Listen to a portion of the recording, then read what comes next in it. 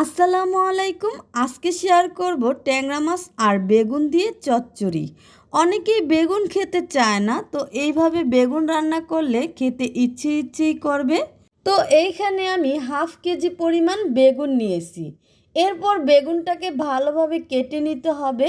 তো বেগুনটাকে আমি লম্বা লম্বা সাইজ অনুযায়ী কেটে নিয়েছি। আপনারা চাইলে এই বেগুনটাকে আরও ছোট ছোট পিস করে কেটে নিতে পারেন।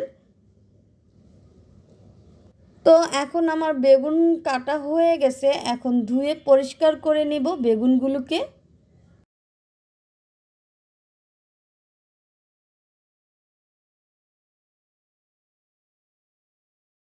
তো ট্যাংরা মাছ নিয়েছি 250 গ্রাম। তো আগে থেকে ধুয়ে পরিষ্কার করে রেখেছিলাম। এখন লবণ দিয়ে 1 মিনিটের জন্য রেস্টে রেখে দেব। তো গরম কড়াইয়ের মধ্যে তেল দিয়ে পেঁয়াজ কুচি দিয়ে দেব 1 কাপ পরিমাণ। তো বেশি মশলা লাগে না, শুধু পেঁয়াজ কুচি দিয়ে আমি রান্নাটা করে ফেলবো। তো পেঁয়াজ কুচিটা হালকা ভেজে নেব, বেশি ভাজার দরকার নাই। যাই হোক, পেঁয়াজ কুচি হালকা ভাজা হয়ে গেলে স্বাদ মতো লবণ দিয়ে দেব। এরপর 1 চা চামচ করে হলুদের গুঁড়ো, মরিচের গুঁড়ো দিয়ে দেব। তো ভালোভাবে নেড়েচেড়ে হাফ কাপ পরিমাণ পানি দিয়ে দেব। এরপর পেঁয়াজটা যাতে ভালোভাবে সিদ্ধ হয় এই জন্য ঢাকনা দিয়ে ঢেকে দেব 1 মিনিটের জন্য। তো দেখুন পেঁয়াজটা কত সুন্দর সিদ্ধ হয়ে গ্রেভি হয়ে গেছে। এরপর ওই ট্যাংরা মাছগুলোকে দিয়ে দেব কষিয়ে নেওয়ার জন্য। ট্যাংরা মাছটা ভালোভাবে কষাতে হবে। তো 2-3 মিনিট ভালোভাবে কষিয়ে আবারও ঢাকনা দিয়ে ঢেকে দেব 2 মিনিটের জন্য। তো হালকা পানি দিয়ে দিলাম যাতে নিচে না লেগে যায় এই জন্য। যাই হোক, 2-3 মিনিটের পর আমার ট্যাংরা মাছটা অলরেডি হয়ে গেছে কষানো। তো এখন উঠিয়ে ফেলবো।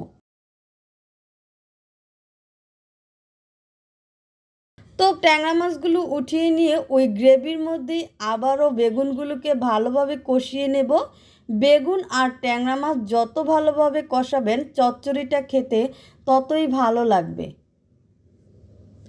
তো বেগুনটা 2-3 মিনিট নেড়ে চেড়ে 1 কাপ পরিমাণ পানি দিয়ে দেব, বেগুনটা যাতে সিদ্ধ হয় ভালো করে, আর কোনো পানি দেব না।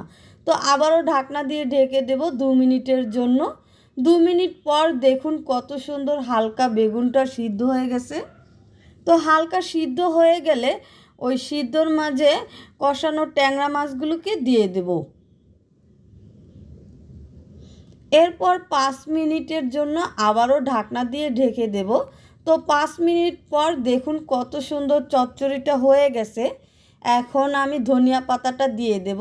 আর চচ্চড়ির মধ্যে ধনিয়া পাতাটা দিলে সুন্দর একটা ঘ্রাণ আসে, না দিলেই হয় না। যাই হোক, আমার চচ্চড়িটা আপনাদের কাছে কেমন লেগেছে?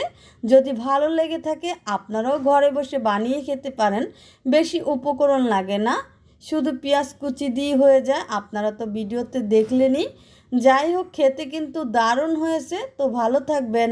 আল্লাহ হাফেজ।